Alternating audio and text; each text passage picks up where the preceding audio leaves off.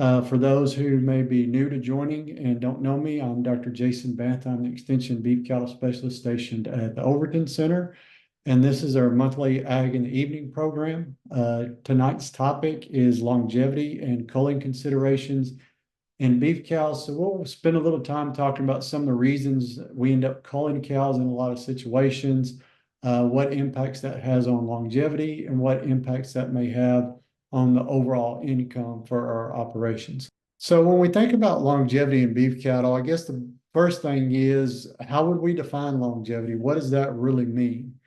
And to me, when I think of longevity, it's really just the age a cow reaches before she ends up being culled out of the herd or she ends up dying. And really, it's not that we're selecting directly for longevity, but we're selecting for a lack of problems in those cattle. And so if we don't have problems, then we're not looking at culling them. So when should a cow be culled from an operation? And that's going to vary depending on the operation, and it'll vary a lot depending on commercial versus seed stock operations. In a commercial operation, we may emphasize certain things more than they would in a seed stock operation. And in seed stock operation, they may emphasize some other things a little bit more that would impact culling decisions, especially as it relates to age. But really, when we think about it, we need to look at culling those females when they're no longer going to be expected to be profitable in our operation. And so they may have a calf, but depending on the current market and stuff and their input costs, they may or may not be profitable. So it's not just about having a calf, it's having a calf that's going to generate profit for the operation. What would be a benefit of increasing longevity? And the big benefit has to do with depreciation. And realize when people talk about depreciation, we can talk about depreciation from an annual cost standpoint, which is what I'm going to do tonight. But obviously, when we think about from an IRS or tax situation, depreciation may be calculated a little bit differently. So the way I'm going to think about depreciation is when we think about purchasing a female or raising a female that's getting ready to go into our herd, what's the cost or what's the value associated with that female? So just as an example, for the current market, I said a long bred replacement female, I valued her at $2,500. Some situations she may be a little more than that. Some situations may be a little bit less, but that'll be a good starting point for us. And then we need to think about when we do get ready to cull that female, what is her potential value at that point in time? So for this example, I assigned a value of $1,200. So if we take the initial cost of $2,500 minus the salvage value of $1,200, that would tell us we would have a total depreciation for that female of about $1,300. Now, when we think about that from an annual cost standpoint, we want to prorate that over years, and it's going to depend on how many years that female's going to be in the herd, how many years of production. So if she's only in the herd for 1 year, that all that depreciation is going to be for that 1 year, and so we're looking at $1,300. If she's in the herd for 4 years, $325. 6 years, $270. 8 years, $163. 10 years, 130. So you can see the more years of production that we can spread that depreciation cost out, the better off we're going to be. And so that's the real benefit from a longevity standpoint, is just making that depreciation cost smaller on a per year basis when we're thinking about that annual cow cost for those cows. So when we think about longevity and how long those cows can potentially produce, the question often comes up, well, how long can they continue to have a calf each year? And so we'll look at some examples. Most of these are going to be from some research projects that have gone on in Texas over the years. So this first cow here is a 17-year-old Brahman Hereford F1 cow at the Lufkin station. And yes, there used to be a research station there at Lufkin. It was gone long before I started with A&M, but there was one there at one point in time. So 17-year-old cow raised 15 calves. Obviously, from a longevity standpoint, doing really well there. Another 17-year-old cow, this is a Nelore. Nelore is a Brahman influence or Bos Indicus influence breed that would be very popular in Brazil, but a Nelore Hereford F1 cow at the McGregor station. That's showing her with her 16th calf there. She did go ahead and raise a calf for one more year. Those 17 calves that she raised totaled 889 pounds of weaning weight is what she produced over her production lifespan.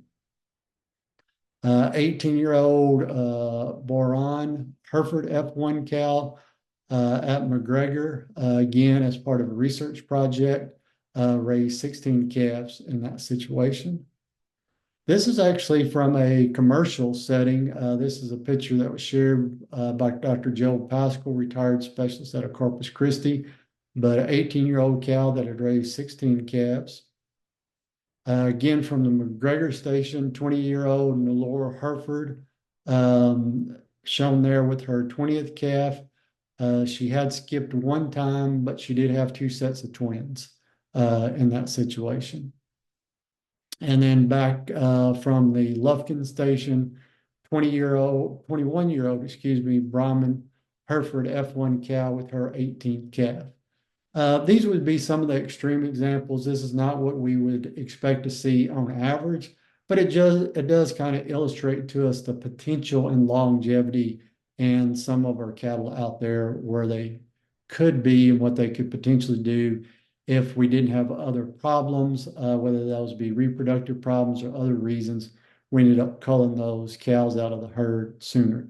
Another thing is realizing we really need to pay attention to those calves as those cows get on up there in years to make sure they're raising us a good calf in those situations. The reason I say that is because we look at lots and lots of data, we'll typically see a trend that's pretty similar to this. If we look at the amount of wean production weight per female and plot that against age of those females, those younger females don't produce quite as much as what we would consider those mature cows. So that's normal. The 2 and 3-year-olds, they're just not going to produce quite as big of a calf. Those cows tend to be really productive from 5 to 10 years of age. And then at that point in time, we start dropping off. And then when they do drop off, they too tend to drop off pretty quickly. And so that would be pretty typical of most of the cattle out there. We will see some cows that'll shift a little further to the right. And so they may not start dropping off until they're 13, 14 years of age in those situations. And so what are going to be some factors that really affect longevity in our cow herd? And as I indicated earlier, really think about what are going to be those reasons we cull those cows. So some of those reasons for culling, one of the most important ones would be the cow's not pregnant. She's in really poor body condition score, even though the majority of the other cows in the herd are in better body condition score. She's lost a calf. Maybe she has some teeth issues. She has disposition issues, lameness issues, bad udder, not raising a very big calf, cancer eye, or something else. So there's a lot of different reasons we cull cattle. And so when we think about selection, we want to think about selecting cattle that would have a lower chance of being culled for one of these reasons moving forward. When do we tend to see most of that culling occur? So most of it's going to occur from those replacement heifers up to about 3 years of age. And then after that, after about 10 years of age. So really those 4 to 10-year-old cows, they're pretty steady and we don't see a lot of culling unless it's lameness issues a lot of times coming from that age group. So some of you may have heard of an EPD that's referred to as a stayability EPD. And basically this is an EPD that's supposed to project the likelihood that a cow would stay in the herd past her 6th birthday. In theory, this EPD could be really good. However, in practice, it's one that I would really caution you of putting too much emphasis on. And the reason being is when we think about seed stock herds, there's a lot of cows that get sold before they're 6 years of age, not because there was a reproductive problem or another problem with them, but just the way some seed stock operations manage their herds.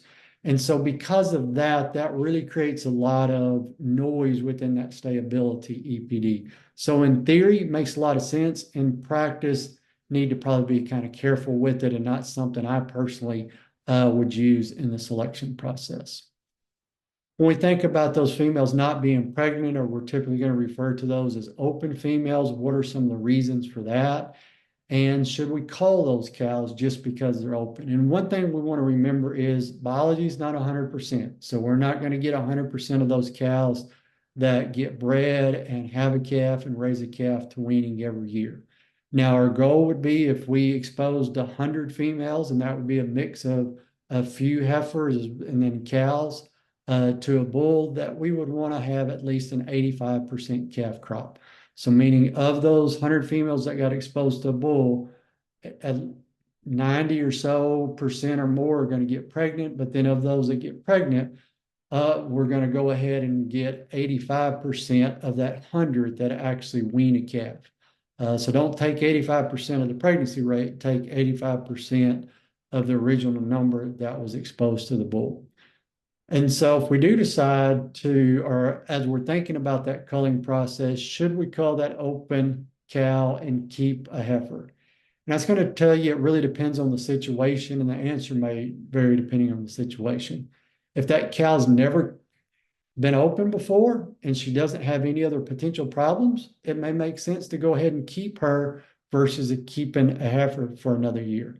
However, if she's been open before and this is her second time to be open, in my mind, those cows definitely need to be culled in that situation. Or if she's open and she has some kind of other potential problem, she's already pretty marginal from a feet standpoint, she's marginal from an udder standpoint, disposition, she's an older cow, then we may go ahead and cull her after that first time she's open. But it really kind of depends on your operation and what makes sense for you. Another way to kind of look at that is if we think about keeping that cow, what does that mean as far as when she's going to have another calf to sell? Or if we think about keeping that weaned replacement heifer, what does that mean before she's going to have a calf to sell?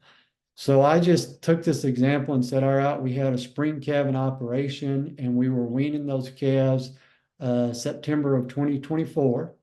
That cow has a calf to sell, but she's open, so she's not going to have a calf to sell September 2025, but she would have the next calf ready to sell September 2026.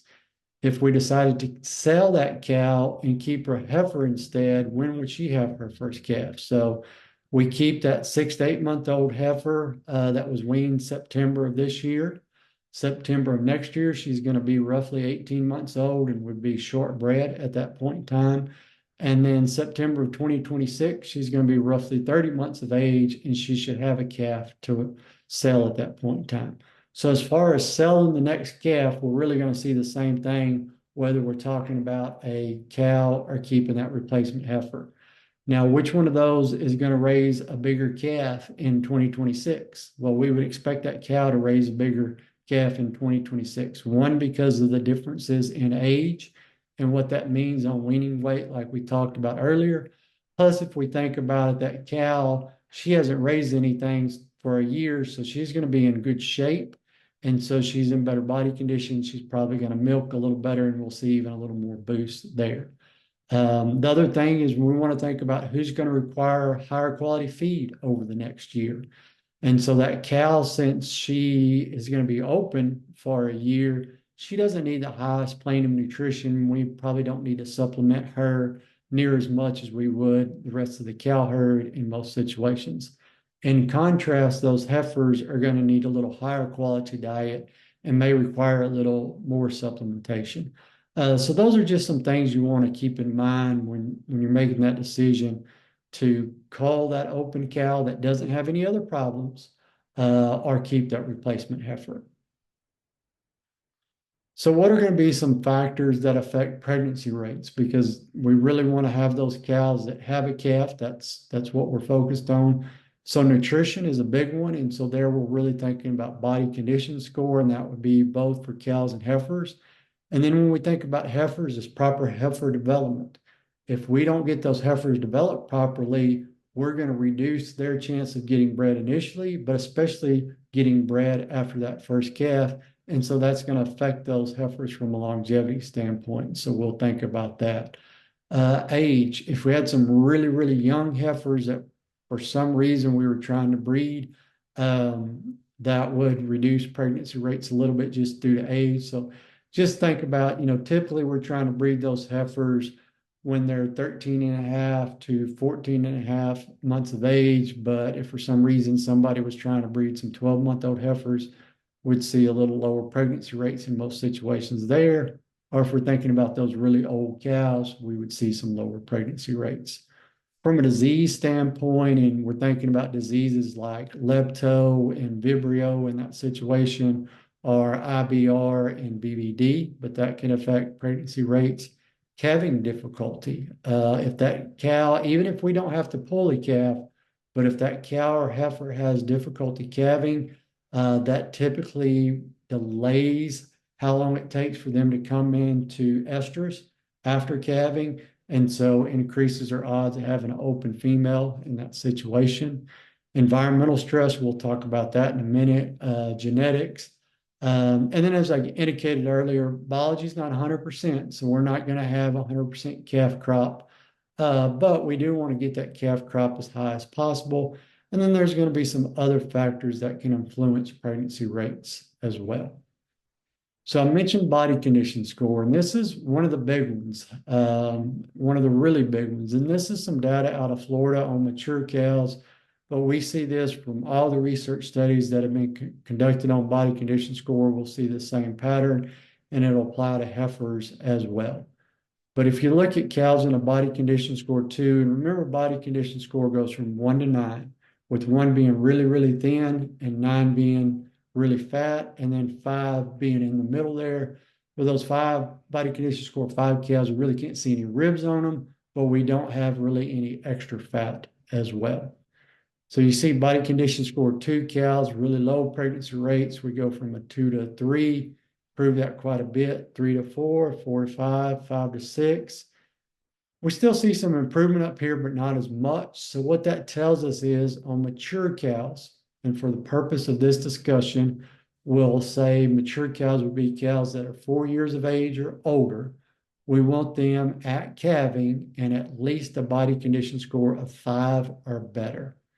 If we're talking about heifers, 2-year-old or 3-year-old females, then we would want them in a body condition score of 6 or greater at calving to maximize those reproductive rates, or to optimize, I should say, those reproductive rates.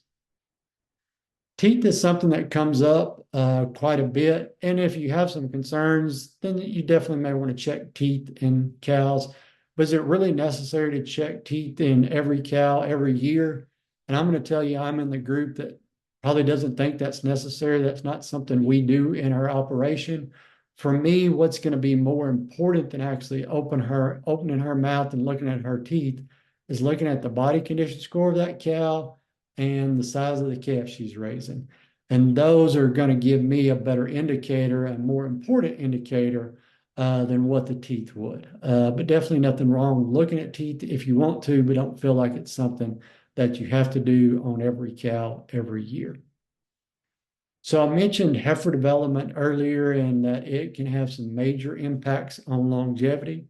So if we think about replacement heifers, we tend to want to breed those heifers at 13 and a half to about 15 months of age, 14 and a half, 15 months of age. I want those heifers to be 65% of their mature body weight. So if they're going to turn into cows that are weighing 1,300 pounds, then 65% of 1,300 pounds is when we get ready to breed those heifers, we want them weighing at least 845 pounds. Now, the other thing we need to really keep in mind, because a lot of people do a good job of getting those heifers developed up until breeding, but we need to continue that development process from breeding to calving. And so if we think about calving those heifers at 24 months of age, we want them to be 85% of their mature body weight at that point in time. So 1,300 pound or a heifer that's going to turn into a 1,300 pound mature cow, we would want her weighing a little over 1,100 pounds when we get ready to calve. If we don't have those heifers at that target weight, we're going to increase our calving problems potentially. We're going to delay those heifers getting bred back because they're not in the body condition we need them in, and those kind of things. So it's really important we get those heifers developed correctly. Another question comes up is, should we breed those heifers to calve 2 to 4 weeks? And a lot of people, times you hear people talk about, well, you need to calve the heifers 4 weeks before the rest of the cow herd. I'm going to tell you, I'm typically not a big fan of that, because what happens in most situations is calve the heifers early, but we don't wean the calves off the heifers until we wean the calves off the cow. And so now we just force that heifer to nurse a month longer than we did the cow herd. And that really sets those heifers back going forward. If you are going to calve those heifers out 2 to 4 weeks before the rest of the cow herd, make sure you get those calves weaned off sooner. The other thing to think about is, if you're calving those heifers out sooner, then from a labor standpoint, that's more time you're having to check calving females. Now, in really big operations, it could be an advantage to get most of those heifers calved out before the cow herd from a labor standpoint. But for small and medium-sized operations, it just increases things from a labor standpoint. The other thing is, a lot of times, if we're thinking about those late winter or those spring calving females, if we calve those heifers out sooner, they're going to be consuming a lower quality diet there initially, which sets them back a little bit more. And so we really don't gain as much time as what we would expect in that situation. And the big thing, I mentioned the weaning. If we don't get those calves weaned off those heifers in appropriate time, and especially if we let them nurse longer than we require those cows to nurse a calf, that really sets those females back, and we have much more trouble getting those heifers. We have more trouble getting them bred back when they're 4 years of age. So what are some factors that are going to affect calving ease in those heifers? Because like I said, if we have difficulty calving, that's going to reduce our chance of getting her bred back. And so that has an impact on longevity. And so age of the female, those really young females, we may have a little more trouble with if we don't have proper heifer development. We'll talk about nutrition during the third trimester here in a minute. Obviously, genetics has a big impact on calving ease, and that's going to be genetics for both the bull and the female side. There's definitely some breed differences we have to be mindful of there. Time of year, calves born in the fall will be about 5 pounds lighter than identical calves born in the spring of the year.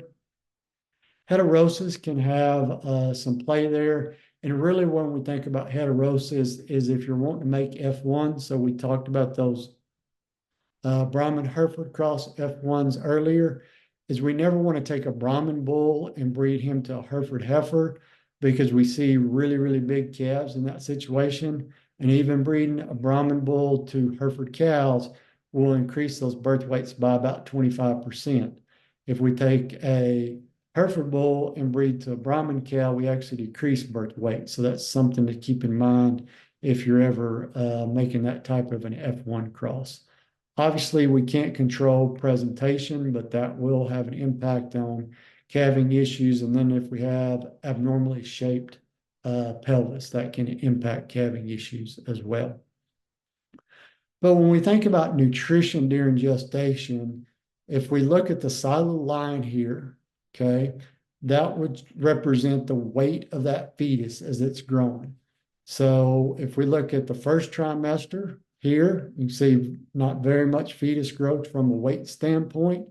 Second stage of pregnancy, so months 4, 5, and 6, we start seeing some more growth. But when we really see the growth of that fetus is in that last trimester of gestation there. And so unfortunately, some people at times, they back off the feed on those heifers, thinking if they do that, they'll reduce those calving problems. And it absolutely does not work in that situation. We usually end up with increased calving problems, because that heifer is going to sacrifice her nutrition to keep that calf of similar size. And now she's not as developed. Plus, she may be a little bit weaker from a nutrition standpoint. And so she tires out a little quicker. And so we see increased calving problems there. We also see those calves tend to not be quite as vigorous and may not be quite as healthy at birth. And then if we've shorted those heifers on nutrition during that last trimester, we're going to hurt rebreeding rates as well. Now, what about those heifers getting way more nutrition than what they need? And I'm going to tell you, this is typically never a concern unless we're grazing cool season annual pasture like ryegrass or wheat or oats or something. If we're feeding hay and supplement, our pocketbook will keep us from overfeeding those females, or if we're just grazing normal forages, we're fine there. But what we typically see with way more energy than what those females need is we may increase the birth weight of those calves a little bit, but typically we don't increase dystocia in that problem. Um, if those heifers are really, really obese, so say a body condition score 8 or 9 because it's something that didn't get bred and we've kept it around and kept it around and finally got bred, we could have a problem there. But if we're talking about those heifers in a body condition score 6 or even 7, just not worried about that body condition causing us a problem there. If we get excessive protein intake, that may increase birth weight. We kind of see some inconsistent results on dystocia there. But like I mentioned, really the only time I'm worried about too much nutrition is if I have really good ryegrass, wheat, oats, something like that. I don't want to graze those heifers full time during the last trimester of gestation. What we want to do in those situations is those cows and heifers, we limit graze them. So let them have 2 hours of the ryegrass or 2 hours of the wheat. And then the rest of the time, let them have dormant stockpiled forage or hay in those situations. So what about fertility and genetic impact? So if we look at those 3 replacements, heifers there, can we look at them and know which one of them is going to be more fertile than the others? In the past, there was no way to do that. There are some genetic tests that are coming on the market. I think with time, those will get better and probably can play a bigger role. If you want to use some of them now just so you can get familiar with them, that's great. But just realize they are a little on the newer side, so be mindful of how much emphasis you put on that. But definitely moving forward, I think genetic testing can play a bigger role in helping us identify either the subfertile females, and that's probably more of what it'll do, or the ones that are even better than average from a fertility standpoint. We do have some EPDs in place that can help us a little bit from that standpoint. So some breeds have heifer pregnancy EPDs to give us an indication of better pregnancy rates in that heifer or a group of heifers to say. And there is at least one breed association out there that has what's called a sustained cow fertility EPD. So if you're buying bulls to keep replacement females out of, I would look at that heifer pregnancy EPD, or I would look at that sustained cow fertility EPD if it's available. One of the things we can really do is if we keep more heifers than what we need, then we can expose those heifers to a shorter breeding season and only keep those heifers that get bred in the first 30 days of the breeding season. And so you may only turn the bull out there for 30 days and then keep those heifers and sell the rest of those heifers as feeder heifers to go into the feedlot. That would be a really good option this year, given what feeder heifers are worth. Or you may say, well, I'm going to put the bull out with the heifer for 90 days, but I'm going to go in there and draw blood on those heifers 60 days after the bull was in. And what that would tell us is if we put the bull in, wait 60 days and bleed them for pregnancy, it'll tell us all those heifers that are bred within that first 30 to 35 days. And then we could keep those to go back into our herd. And then if you wanted to market those other heifers as bred heifers to somebody, you could do that, but you could help select from a fertility standpoint by determining which heifers got bred sooner in the breeding season. We do see some breed differences, and we see major differences within a breed as well, so keep that in mind. But some of our breed differences is our Brahman influence or our Boss influence cattle. We tend to see reduced fertility in those cattle a lot of times compared to some of our Angus or compared to some of our Boss Taurus cattle. And Boss Taurus cattle would be breeds like Angus, Red Angus, Hereford, Limousin, Charolais, any of our non-Brahman influence breeds.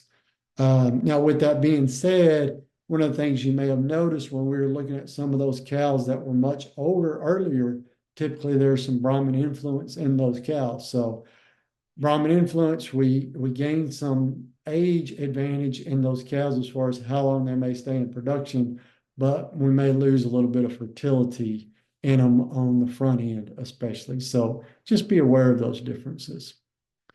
Obviously, if we have prolapses, that's a reason a lot of cows get culled. So that's something to be mindful of. There can be some heritability sometimes with some of the prolapses. So if you have a cow that does have a prolapse, you may want to give it a little more thought before you keep females out of that. And definitely if you have a cow that prolapse, you may let her raise that calf, but then not keep her in the herd moving forward because she's going to have an increased chance of prolapsing again. And typically, if they prolapse, it's going to be pretty hard to get them bred back in a timely manner that year when they did prolapse. Same situation with retained placentas is not necessarily from a heritability standpoint, but if we do have retained placenta, that often delays how soon those females come back into heat and so has impacts on getting them rebred for that year. Docility is a big one that's important to a lot of producers. And so we may be culling those females because they're just not as gentle as what we'd like. And so that would impact longevity. So that's something to think about. We've always known there's some real benefits just from an enjoyment standpoint of getting rid of those cattle that don't have good dispositions, but we know there's some performance benefits as well. So that's something to keep in mind there too. Docility is a very highly heritable trait. In fact, if we look at the Angus Association currently reports heritability for 25 different traits. If we look at those, docility would be number 7 on the list. So mature height and yearling height are the most heritable traits, followed by scrotal circumference, marbling, birth weight, ultrasound fat, and then docility. So that's something we can definitely have an impact on from a genetic selection standpoint. Feet and lameness, and this is one where we're seeing increased culling rates because unfortunately, the last 10 to 20 years, emphasis got put on too much on certain traits and not enough on feet. And so we see a whole lot more feet issues and lameness than what we used to. And so that's something to be mindful of. And so if you look at that cow on the left-hand picture, on the left-hand side of the slide, you can see those outside toes and how bad those are. The shape of that toe, we really see a lot of lameness issues when those toes aren't shaped correctly. And those lameness issues mean those cows aren't going to eat as much. They're not going to stay as in good of a body condition score. They're less likely to get rebred. They're not going to raise as good of a calf. So keep those things in mind and really pay attention to those feet, especially when you're selecting replacements and then also from a culling standpoint. Just another example here, you can see really long toes, how that toes even started to crack. The other thing, if you notice this cow, so this is the same cow here, this is just a close-up on the left, but notice how she's standing with her hocks turned in and her feet turned out. That's because of the shape of those toes, and that's actually going to cause her some structural issues and some joint issues as well. So it's not just an issue with the claw or the toe itself, but it can carry up into other parts of the body as well. So what are we really looking for? And this is a foot scoring chart from the Angus Association. Several breeds are working on feet EPDs. Those of you who are familiar with Angus they've had an EPD out there for several years. And so from an angle standpoint, we're looking at the angle of the toe, or you could also think about looking at the angle of the pastern here. But in the middle is what we want. So we do want some angle from that in that pastern. We don't want them too straight because those cattle get sore in the joints and they won't perform as well. And then we don't want too much angle where we don't have any depth to that heel and those toes get really long. That can cause us some problems and some lameness issues as well. Then when we think about the shape of the claw, and this is where we see the majority of the issues, we can have issues with heel depth as well. But from a lameness standpoint, most of them are related to claw shape. In the middle here is ideal. They're pretty similar in size. We're not too wide. We don't have anything curling. Don't want this situation where they're splayed out, and really don't want this situation where they start to curl around here. That's when it becomes really painful for those cows. And a lot of times you may see a cow out there that's laying down when everybody else is up and grazing. Make sure you take a look at her feet, because she definitely could have some foot issues in that situation. So udders, we need a good udder on that cow, because we need that calf to be able to nurse without any problems and get up and get going. So what are we looking for? We're looking for an udder that's well attached, so it's not hanging too low. All four of the quarters of that udder are similar size and shape. You can see how nice and level this one is. And then from a teat standpoint, we don't want those teats too long, and we don't want those teats too big. We want that calf to be able to get up there and nurse without any problems. So really nice udder on this cow here. Good attachment, good teat size and shape as well. We look on this cow, she's a little heavier milking cow, got a little bit bigger udder.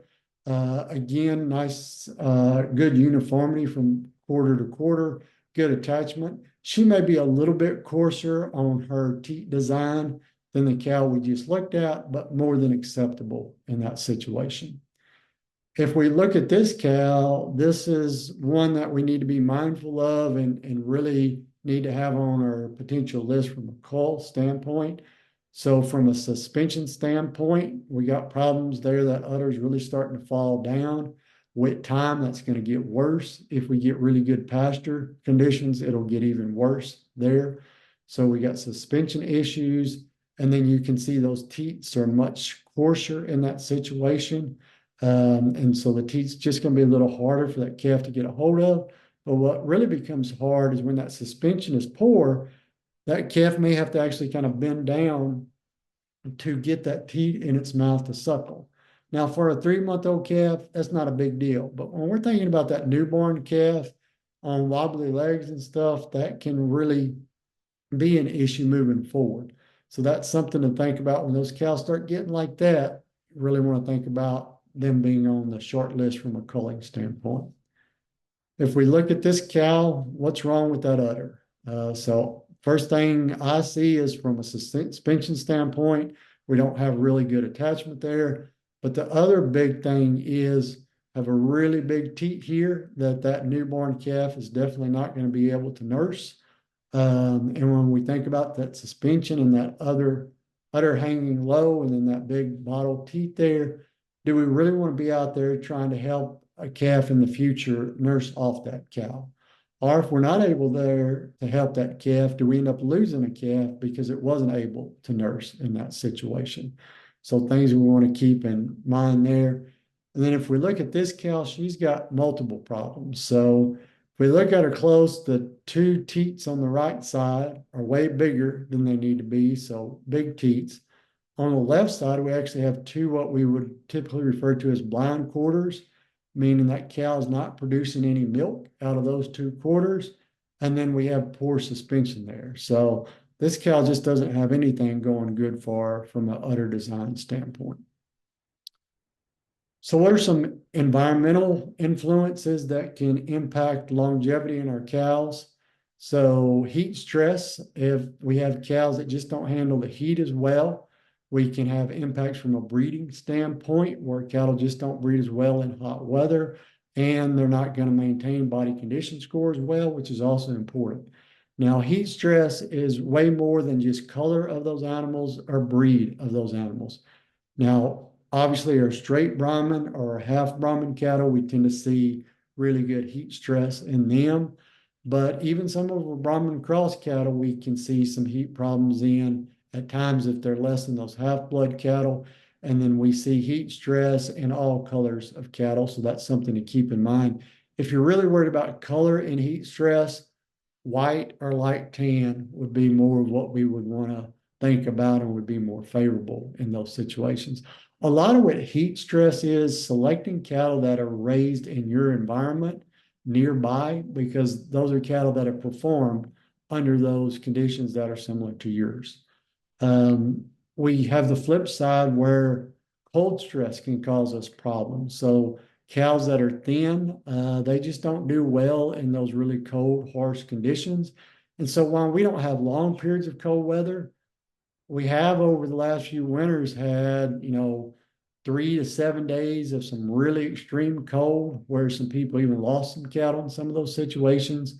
So that's something to be mindful of. The other thing is, even if it doesn't get that severe, those thinner cows going into the winter just burn more calories to try to stay warm.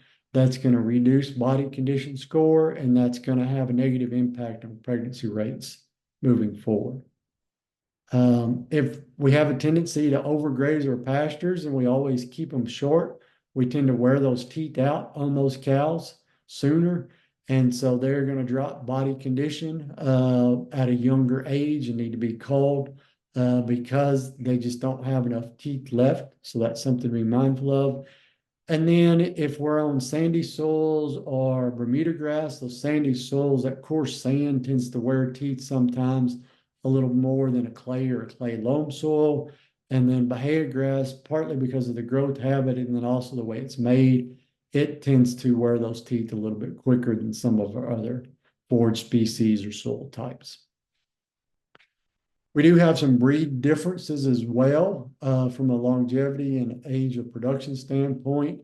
So our Boss Taurus cattle, they tend to fall out of the herd from an age standpoint, maybe a little bit quicker than some of our Brahman influence cattle, taking away any kind of differences in reproduction. The other thing is from an age, or excuse me, from a teeth standpoint, the Brahman influence cattle tend to wear teeth maybe at a little slower rate than some of our non-Brahman influence cattle. And then obviously, if we look at some of the breeds, you think about a Longhorn, that kind of self-selection there, probably have a little bit more longevity built into some of those cattle than some of our other breeds.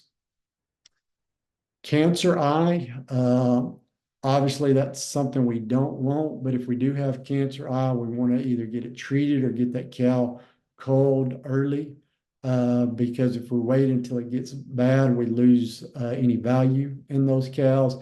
One thing we do want to be mindful of is we do know that if we get a little more pigment around the eye here, that we tend to reduce the cancer eye some. So that's something that especially the Hereford breeders have really paid attention to the last several years, is trying to breed cattle with some more pigment and hopefully reduce the rate of cancer eye some.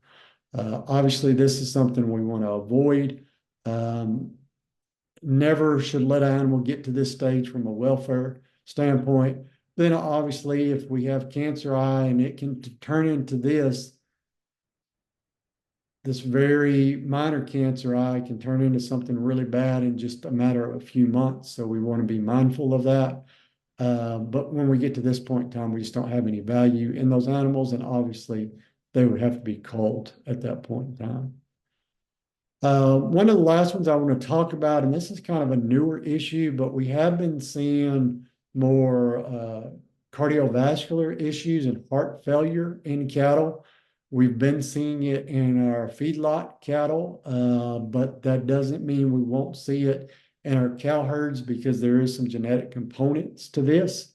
There's still a lot we have to figure out, but this is something from a longevity standpoint we want to keep in mind moving forward. And if you are retaining ownership of some cattle in the feedlot and you're having some come back with some heart issues, and we've had some death loss because of that, I'd go back and look at the cow herd and be mindful of what I was selecting females out of.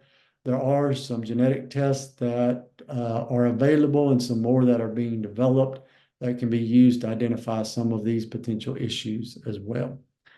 So that's really what I wanted to talk about from a longevity and a culling standpoint tonight. Be happy to take any questions about tonight's presentation or any other beef cattle related questions you may have. So feel free to go ahead and put those in the chat box or go ahead and unmute and ask those questions. And we did have a question that came in and says, what considerations would we have from a bull standpoint? So all the ones that we talked about tonight are going to be similar from a bull standpoint as well. Some additional ones from a bull standpoint on longevity would be the shape and design of the prepuce and sheath. And so from the sheath standpoint, we want a nice tight sheath. We don't want a real pendulous sheath that dangles, and we don't want bulls that have what we call a lazy prepuce. So the prepuce is sticking out of the sheath. Those bulls that have a real pendulous sheath or have a lazy prepuce are bulls that are at a much higher risk from an injury standpoint. And when we get an injury to the sheath, to the prepuce, or the penis, odds of recovery on those bulls typically aren't real great. So that would be one that I'd definitely be looking at in those bulls as well. The question did come in, are there any age considerations for a bull? So I'm assuming age consideration as far as how long can that bull continue to breed. And so it really kind of depends on if that bull's in a multi-sire breeding group or if he's in a single sire breeding group. Typically, when those bulls are mixed together, just because bulls fight and beat on each other so much, is we typically don't see those bulls stay around past about 6 years of age. They can breed much older than that, but because of lameness issues and those kind of things, they tend to fall out. But if they are by themselves, I mean, we see bulls that breed at 8 to 10 years of age. I would just say as those bulls start to get older, especially in that kind of range, probably be even more important just to have a breeding soundness exam done on those older bulls every year. All right, well, I'm not seeing any other questions coming in, so I think we'll go ahead and end the meeting. Just want to thank everybody again, and everybody have a good evening.